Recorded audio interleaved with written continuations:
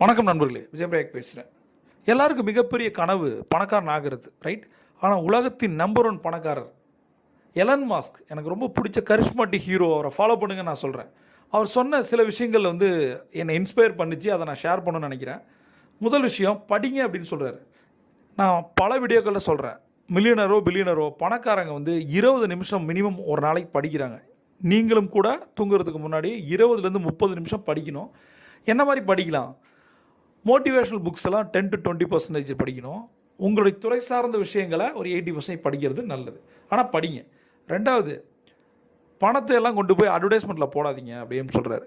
நம்மளுடைய ப்ராடக்ட்டு குவாலிட்டியை இன்க்ரீஸ் பண்ண தான் பணம் யூஸ் ஆகுது, அட்வர்டைஸ்மெண்ட் பண்ணுறதுக்கு இல்லை அப்படிங்கிறது எலன் மாஸ்க், ரைட்டா? நான் உங்கள்கிட்ட கேட்குறேன், நிறைய அட்வர்டைஸ்மெண்ட் பண்ணுறோம், ஆனால் நம்மளோட ப்ராடக்ட் சர்வீஸ்